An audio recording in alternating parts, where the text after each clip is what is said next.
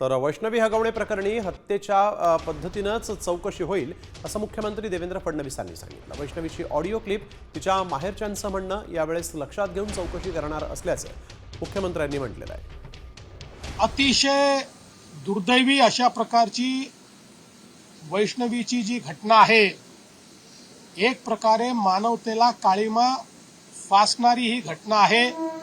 त्यातल्या आरोपींना अटक करण्यात आलेली आहे, पण वैष्णवीचं बाळ हे आपल्याकडे ठेवण्याचा आरोपींचा जो प्रयत्न होता, मी स्वतः सीपी पिंपरी चिंचवड यांना सांगितलं की पोलिसांनी हस्तक्षेप केला पाहिजे।